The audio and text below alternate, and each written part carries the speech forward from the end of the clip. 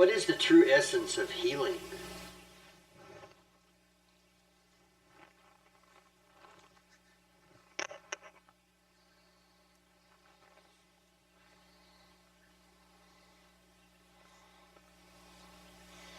It depends on the individual, and it depends on the sickness. I mean, that's like a blank question. I don't think it can be answered in general terms, except maybe to say to put that person back in the balance, mentally, physically, emotionally, and spiritually. That would be the closest I could come to pure essence of healing. Okay.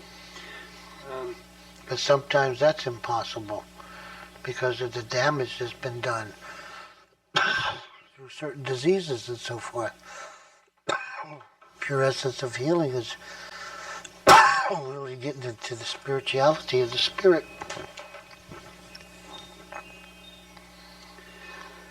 What role do star people play in Native American mythology?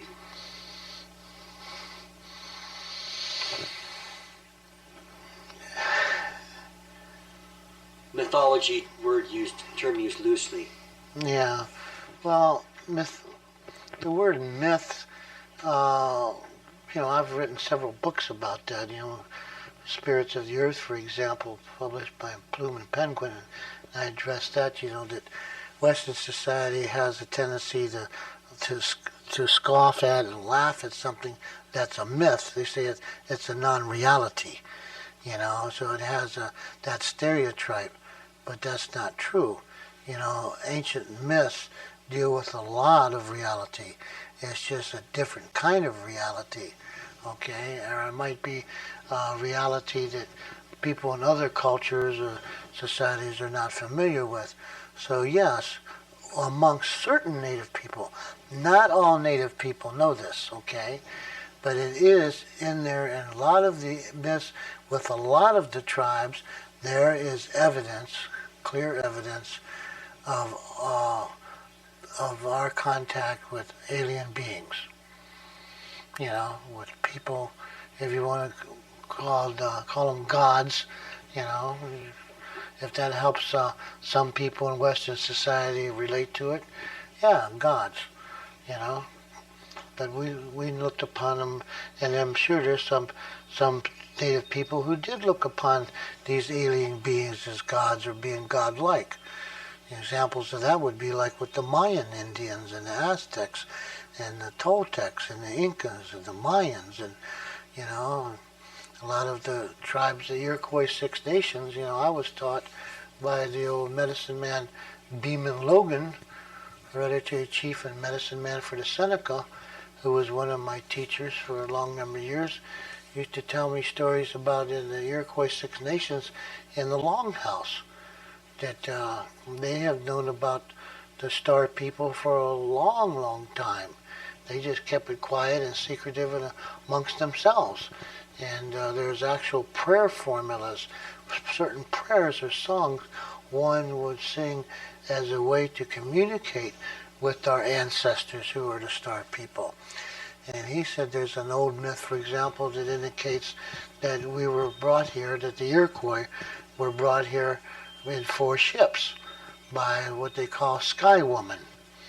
That the commander or whoever of these ships, the chief or the sachem or commander, if you will, using a modern term, for those ships was a woman. They called her Sky Woman. In their language, I don't know how to say it in that language, but that's what it boiled down to. And the 4 ships were the Hummingbird ship. First was the Golden Eagle ship. There's the Golden Eagle ship, the Hummingbird ship, the Turtle ship, and the Circle ship.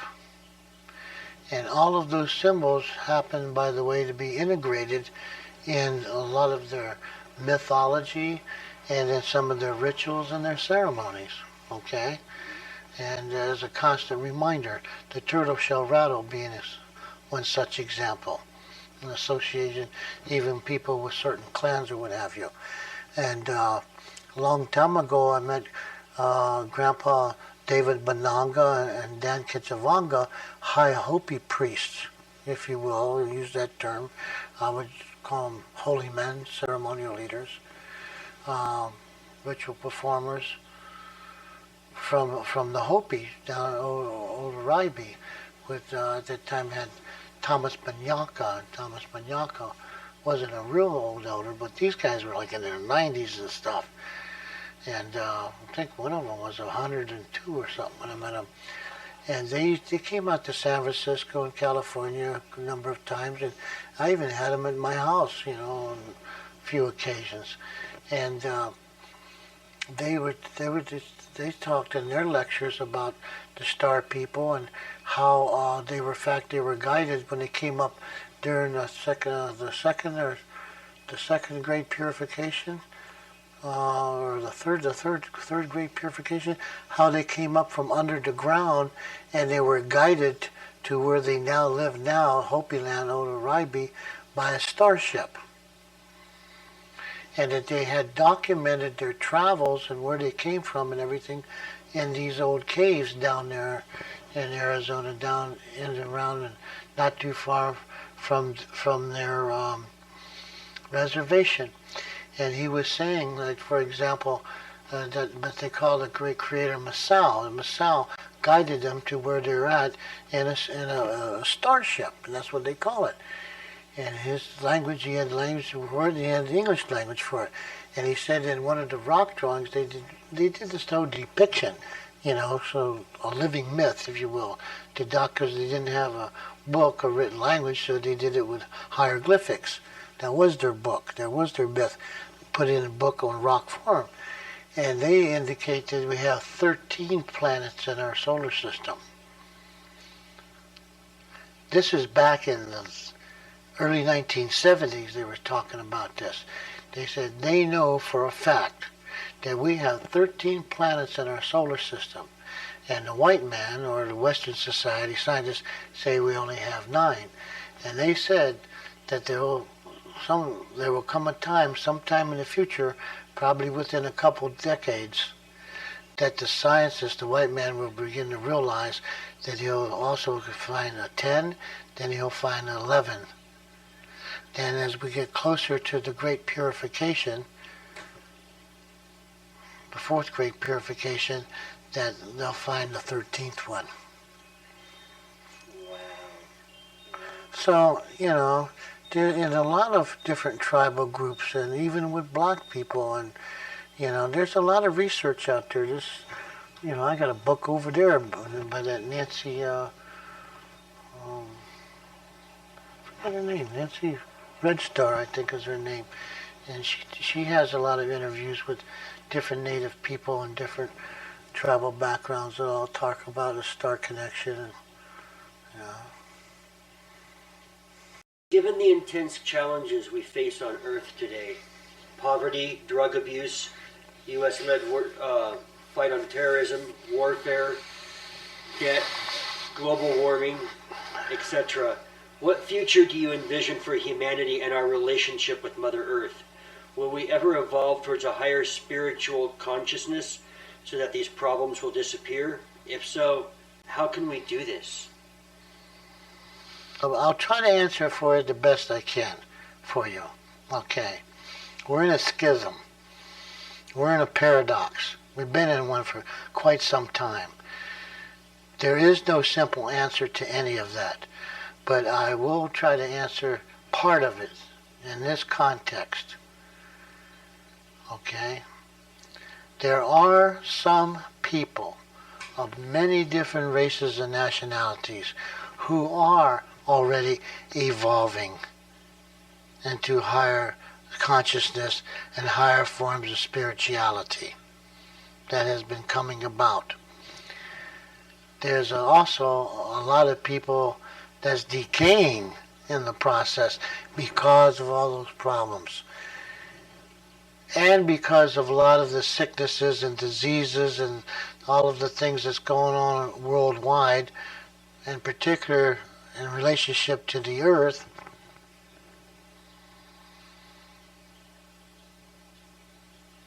mutation is occurring amongst the human species. And that's another reason why the great creator, the true great creator of the universe. Not somebody else's God, or supposed God. I'm talking about the true great creator of the universe. Has sent it in the purifiers. The earth needs to be purified.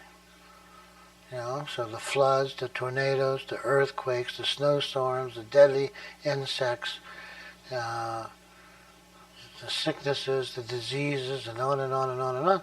These are all really some forms of like cancers upon the face of the earth, but the purifiers are coming in. The tornadoes are getting stronger and stronger and more frequent with each passing year. And it's happening in states and different parts of the country where they never even heard of tornadoes before. The hurricanes are getting worse and worse and worse with each passing year in terms of size, magnitude, the amount of numbers that's coming in, all of this is on my UFO message. You gotta just read that to the people. See what they think about it. Let them make judgments for themselves. I was shown all that back in 1975. It's all coming true. That's all part of the Great Purification, and floods getting worse. Tsunamis coming back and getting worse. Volcanoes blowing up and getting worse. Snowstorms coming and getting worse. There's a consciousness that's developing and been developing and now in Western society, spreading around the world about global warming. Thank goodness to Al Gore. Yep. Yeah, go get him, Al. Somebody had to get in there. Some of these peoples, some of these leaders that are coming in and bringing this to our attention, are people who are of higher consciousness, who are trying to address these issues and problems that you talk about. Many of them won't get resolved. They won't get taken care of unless, of course, some great, profound purification. And I hate to see it coming, but maybe that's the only way. You think of this for a minute. I do a lot of thinking, I spend a lot of time up in the mountains and the rivers and the creeks and the streams and up there with Bigfoot and little people and all our relations who's up there, what Western society calls the wild creatures.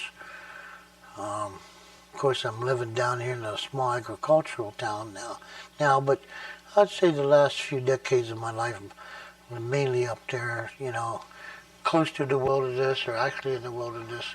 All those years of my doctor training, power quest.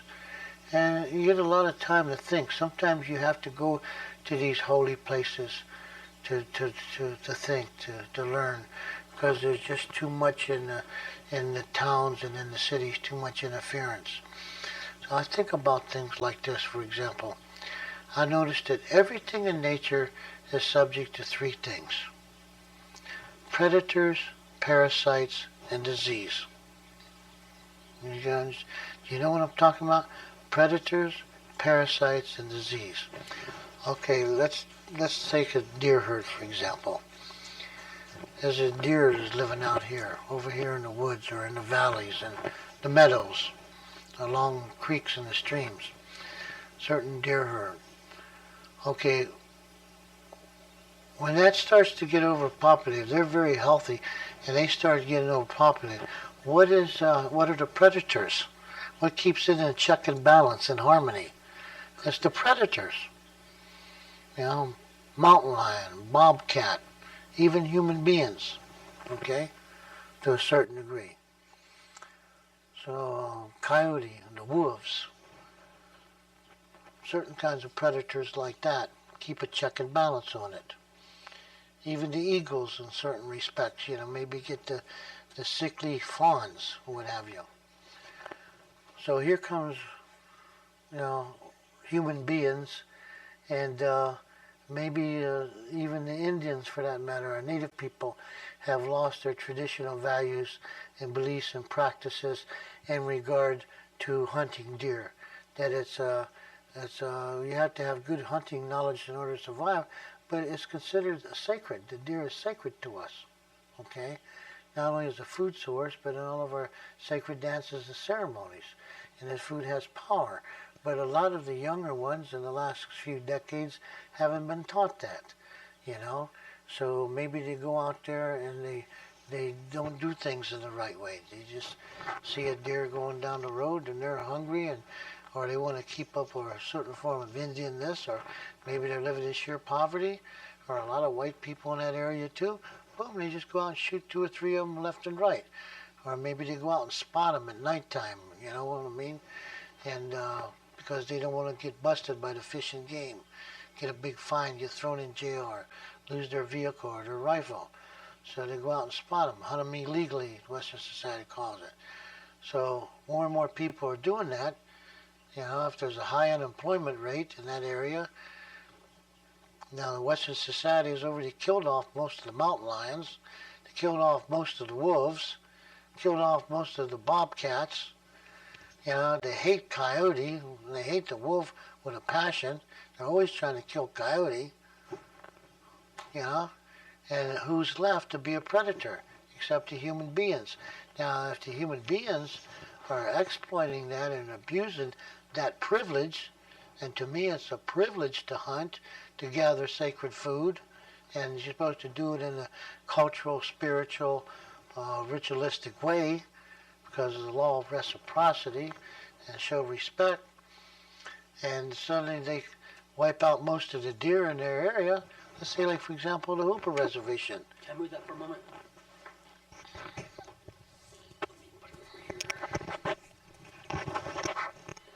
we go. They hardly got any deer left on a lot of the reservations. The Hooper Reservation, for example.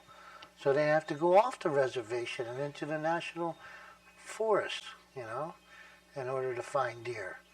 And then they have to sneak around and to hunt it. Even when we need deer meat as our traditional food during our sacred dances and ceremonies, okay? So anyways, you wipe out the predators. So, okay, so maybe society, Western society, or even tribal councils, for that matter, come in and see the value, the need to enact some kind of law to protect the species or it'll become extinct, right? So, okay, so then the predators are put to the wayside. So what happens is that the deer herd starts overpopulating again, right? And so they start eating up their environment that they live in. This happened, like I think with Catalina Islands, a classic study a long number of years ago, where some deer got over there and they didn't have any predators, they didn't even have any hunters, you know, and they'd be overpopulated, they were so healthy, they started even eating the bark off of the little trees and the saplings to live and survive, you know. And then so what happened was that parasites, you know, remember I told you predators and parasites and disease.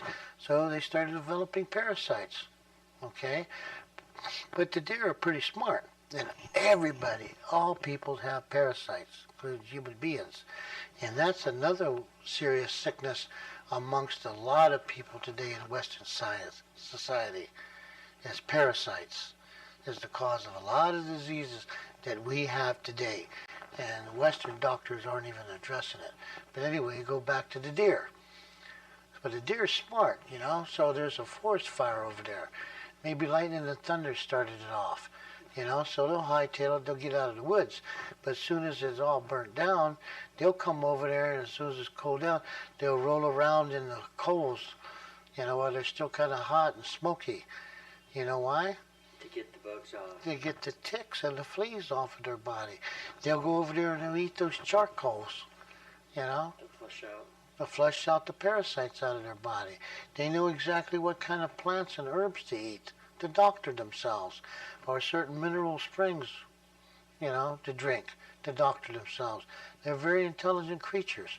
So, okay, so they get past that phase, you know. So then after that, then comes in diseases. Everything in the universe, everything on the earth, I don't know about the universe, but everything on the earth is subject to three things: predators, parasites, and disease. Human beings are the only one who's all three in one.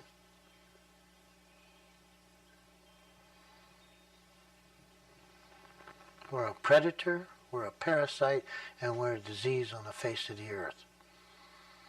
So hell yeah, it's going to develop a really big high fever, by the volcanoes blowing up and lava going every which way to try to flush out some of the diseases and the parasites and the sickness that's inside of the internal organs.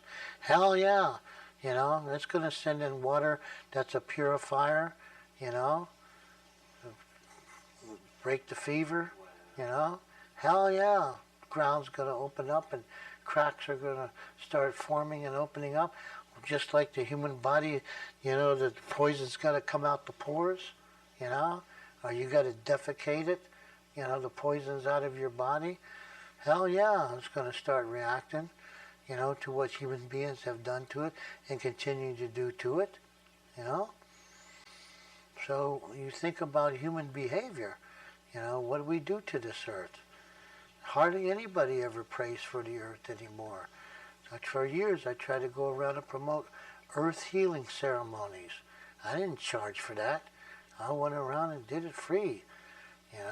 People want to have me there to do some lectures and pitch in a donation to pay for my airfare or my travel to get there and do a couple lectures and maybe some sweat lodge ceremonies when I'm there, or even some doctoring while I'm there. That's great. But I always wanted to try to teach them, whether they're native and non-native or whatever, we're all people of the earth, to do earth healing ceremonies, to start praying for the earth, to start giving back, to tell the earth, to all our relations, animal people, bird people, tree people, snake people, plant people, bug people, fish people, frog people, and rock people. And in the lightning and the thunder and the wind and the rain and the hail and the sleet and the snow, they're all our relations. They're all spirits. Fog, everything, to tell them we're sorry, for totally exploiting this earth and for polluting them and poisoning them and exploiting them and just taking and taking and taking and giving nothing back, stealing their power, stealing their spirit, stealing their energy for our own self-gain and never giving anything back under the law of reciprocity. They recognize that in the sense of conservation.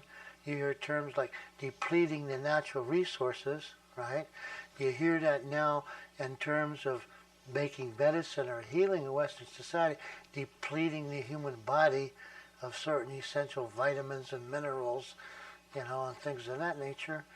But we hear very little about depleting the earth and each other and the universe of its spirit, of its energy and spirituality. Am I right or wrong? You're absolutely right. And life's in a circle. The same laws, the universal laws, have been here from the very beginning of time. They're like the law of physics. For every action, there's a reaction. You keep taking and taking and taking and taking and taking, you're going to have a negative reaction, And so that's another way to help prepare for the earth changes and to change a lot of the things that you asked me about, 15 different questions all rolled into one, come back. Our native people got to bring back their sacred dances and ceremonies and do them right and do them in the right and proper places, They have to have them in their center of the world in order to be effective, okay? We can't take our sacred deerskin dance over there to, Japan because they got white deer, or our sacred, bear dance tribes have certain, I do, and bear dance over there to Japan because they have a bear dance. The Hopis aren't going to take their sacred snake dance down there to Africa just because the Africans have a snake dance. Yeah, we know better than that. We're going to take a, you know, hell, even the white people a long time ago had sacred deer dances in Europe they don't even know about, very similar to our tribes in California, or even with the Yaqui and the Surrey and Huicholi, you know. We've got to bring those sacred dances and ceremonies back, and we have to put them in the right and proper place, you know. That sun dance doesn't belong over here on the Pacific Northwest. It don't belong over there on the Atlantic coast. They didn't have them there. Those tribal groups, they know what they're sacred. They had their own sacred dances and ceremonies to keep things in balance and harmony in that area. So you take something and move it somewhere else, you're creating an imbalance. You know, you're not bringing spirituality to the people or to that area.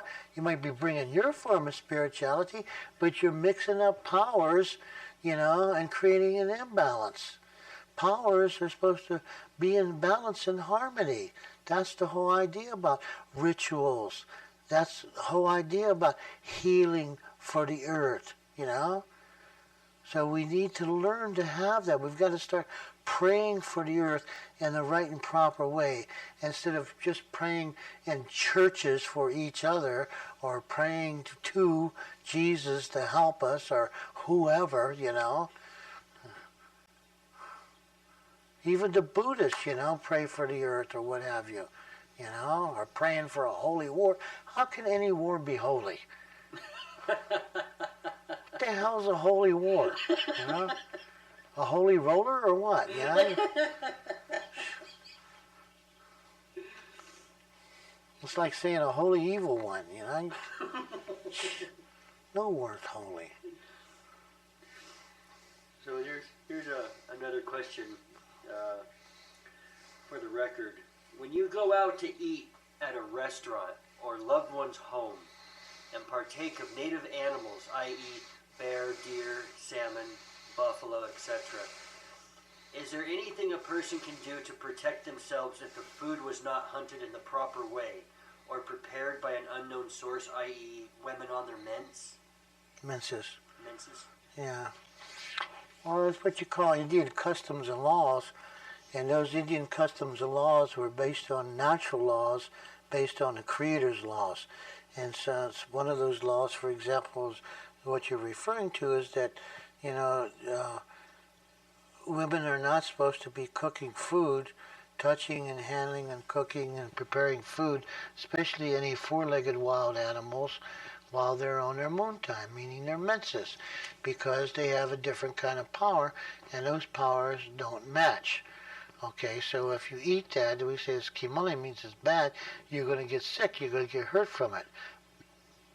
Also, people who are sick, they may have a cold or a flu or a virus or a disease or germs, they're not supposed to be cooking and handling that food either, or participating in our sacred dances and ceremonies, because they create an imbalance.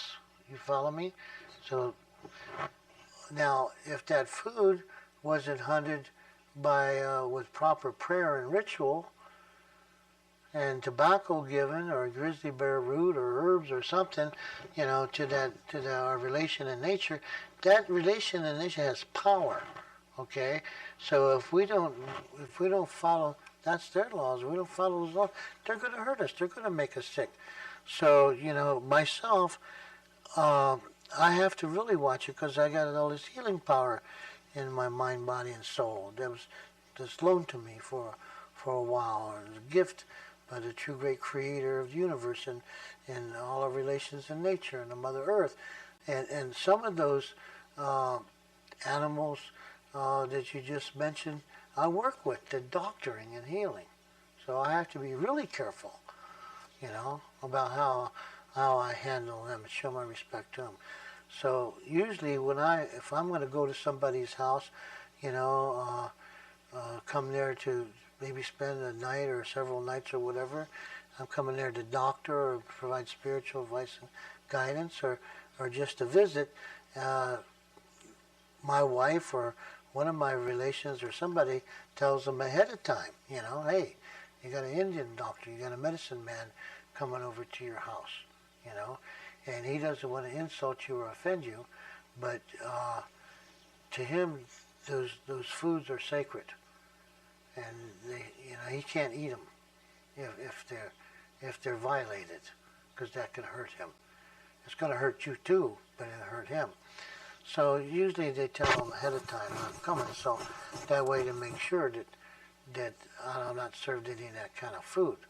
Or I'll tell people if I'm going like back east to New Jersey or Philadelphia or New York or wherever, and I'll tell the people ahead of time, what the requirements are for me, that I have to live strict. Otherwise, I'm a hypocrite. If I'm going out there and I'm teaching them and I'm telling them about the Creator's laws and the natural laws and how when they violate those laws, they makes them sick, then I turn around and do the same thing. I'm a hypocrite. I can't do that. So there's two ways to approach it.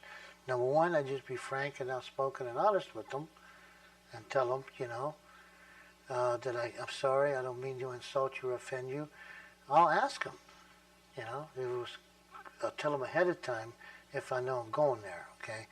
If it just happens to be impromptu or something, spur of the moment, somebody takes me and invites me to somebody else's house, I don't want to insult or offend them because, they're sharing their home and their food with me, but I have to always watch out for and protect the powers that have been loaned to me.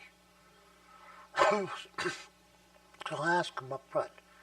I'm sorry, I don't want to harm or hurt or insult or offend you, but, was this food cooked and handled, prepared by women on their moon? And if they say, yeah, I says, well, I'm sorry, I can't eat it. That's if I'm doctoring, especially if I'm doctoring.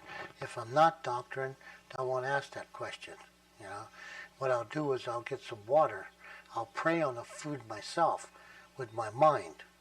Or if the people allow me to, I'll smoke it up with cedar or sage or grizzlybear root, and I'll pray on the food and I'll blow on it, blow that violation off of there, and talk to that animal and tell us, look, I'm sorry, these people don't know any better, and I'm sorry that you weren't hunted with proper prayer and ritual or prepared, handled right in proper way, so I offer this to you as payment, and I ask that you not harm or hurt me or hurt any of them. And the second thing I do is I pray to the spirit of the water. The water is a purifier, a healer, and a protector, and I ask it to do that for me. That's how I do it. I try not to eat in restaurants too much because it hurts me, you see, especially when I'm traveling. And I'm traveling and doctoring and doing lectures, and I can't turn around and go in a restaurant and eat food that's unclean. It hurt me, it made me sick right away. A couple times I tried, and I forgot, and I got hurt. Got really sick. And then if that does happen, then I had to doctor myself. I had to, go into the sweat lodge and fast and pray and talk to the creator spirits and ask them to forgive me. I pagasoy for it and, make up herbs, flush out my intestines and puke it out, urinate it out, defecate it out. I gotta get it out somehow.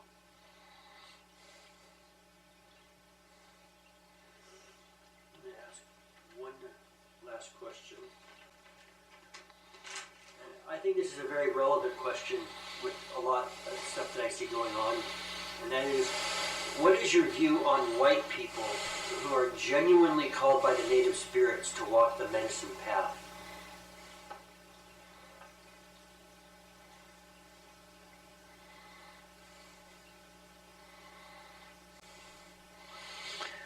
What do you call a medicine path? You mean to be shamans of some kind? Or are you talking about, walking the native religious path and spirituality? Native cultural, religious, spiritual path? Yes.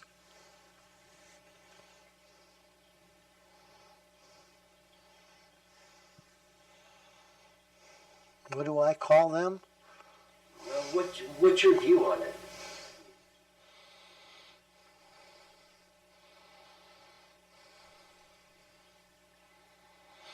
Well, I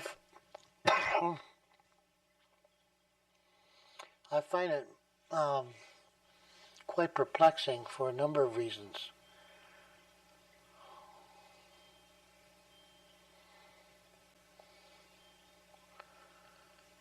Some of them may or may not be having a true calling. Some of them just curious. Some of them are kind of egotistical about it. Some of them might be sincere about it, but they're also seriously misguided. Some of them want to be like the romanticism, or whatever romanticism they have of being a medicine man or a medicine woman or a native spiritual teacher or healer.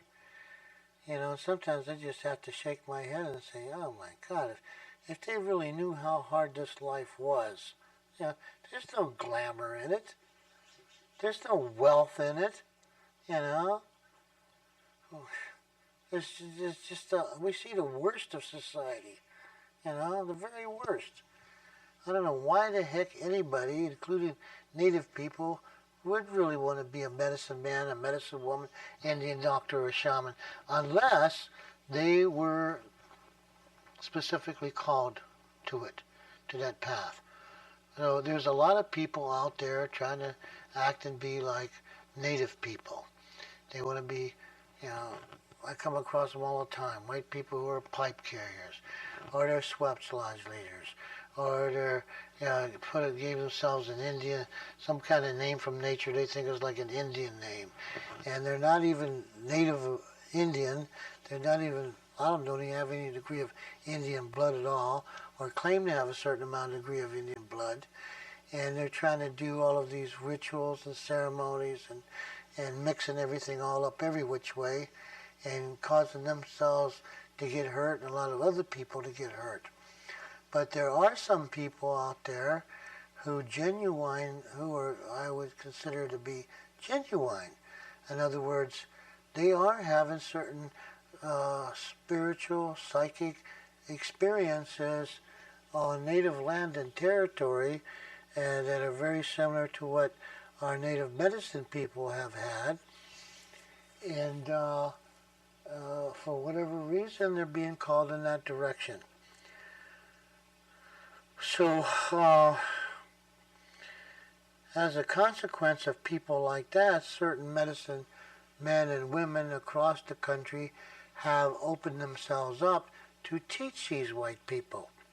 But to kind of like serve as a mirror and a bridge builder to get them more interested in their own heritage and culture by looking for the similarities. So some of these people might be, I hate to say it because I've looked into it a lot. They have a right to have spiritual experiences. We as native people don't have a monopoly on spirituality, you know. But we certainly have ownership and intellectual property rights to our own sacred dances and rituals and ceremonies and any paraphernalia, religious items or what have you, that relate to that. And in most tribal backgrounds, people were highly evaluated and tested before they were allowed to even practice certain forms of what you call Indian medicine or medicine making. So one part of me looks upon many of these people with disgust, because they're not doing things right. They're making a lot of people get sick and hurt, creating an imbalance within even the native communities, creating a lot of conflict. And some of them are doing it simply because it's based on avarice and egotism, and they're playing with the medicine. And that hurts a lot of people. Even within our own communities, we have people doing that. some other people are sincere. You know, they were starting to see spirits. They're starting to hear spirits. Their dreams are starting to be very clear. Animals and our relations in nature are contacting and communicating them. And some of them could be even indigenous ancestor spirits communicating to these white people. That's kind of perplexing. I mean, when these people are having genuine, authentic experiences and communications and encounters with our relations in nature, you know, who the hell am I to criticize or sit in judgment on them, upon it? They've got nobody they can turn to. In Western society, they're kind of in the same situation that a lot of our medicine people were. You know, anybody see spirits or hear spirits, you know, that's automatically put in the nut house, right? You know, in Western society. So, but now there seems to be more and more people that are going through that. A lot of them try to give some credibility to it by saying they're part Indian or somehow, some way. They think it's coming down through whatever portion of Indian blood that they have. But I suspect it's also coming down through their own blood. Because like I told you a long time ago, even the white people had sacred white deer dances over in Europe. You know, they had shamans, they had traditional native healers, they had ceremonial leaders, you know. The Celtics and the Druids had a lot of similar beliefs and practices that we had. They had childbirth ceremonies that are very similar to traditional native childbirth ceremonies. They had puberty rites. You know, what do you think the whole thing with the Maypo, you know? Young girls' first moon time ceremony. I ask white people all the time. I says, you have little girls. I says, you know what a Maypo dance is? A lot of them nowadays say no, they don't know what it is. The older women do.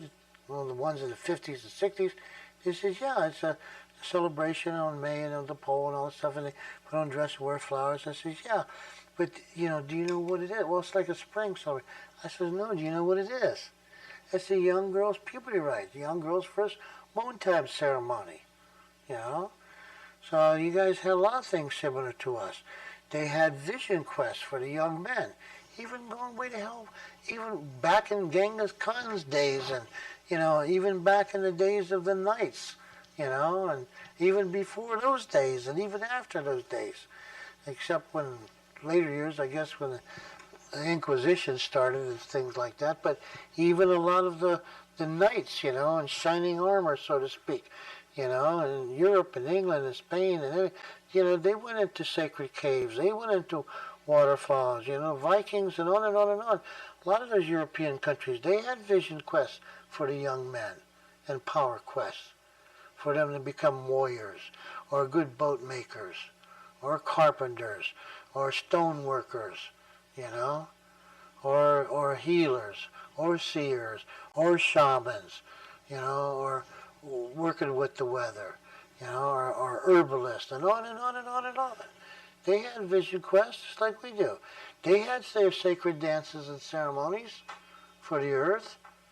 Some of them were similar to ours. They had, you know, like I told you, deer dance over there. They had bear dance over there, you know.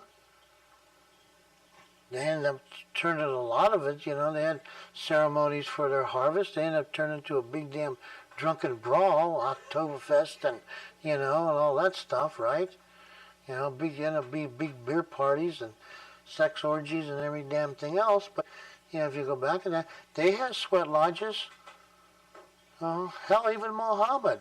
A lot of people don't realize it. Even Muhammad went to sweat baths and went for it for holistic health and for spiritual religious purposes. You know, all races, except for the Eskimos, you know, probably all had sweat lodge ceremonies and used them in a sacred and religious, medical and spiritual and holistic health way. So there's so much commonality there. We all had death burial ceremonies that were very similar in beliefs and practices. Making medicine, you know. It goes back to your question, you know, when you first asked me, and we'll wrap it up. When you asked me, you know, so what do I consider medicine making? Yeah, what is medicine? Yeah. Just the whole hour and a half I've been talking. I explained it to you, you know, Yes. and gave you many, many examples. That's making medicine. You make medicine for childbirth ceremony. You make medicine, okay, it means use a ritual, an ancient myth, and prayer formulas, and certain medicines from the earth, natural power, spirits, and forces, for childbirth, for puberty rites, for rites of passage, for vision quest, for sacred dances and ceremonies, for growing and planting and harvesting plants and crops, for changing the weather, you know, for doctoring or for healing, and then even for burial or for protection, or make medicine for gambling, for hunting, for fishing, okay, for traveling. Bottom line is you can't make real medicine without the earth and without nature. That's it. Thank you very much, Yeah. Bobby. Medicine Grizzlybear Lake. Thank you, man. You're welcome.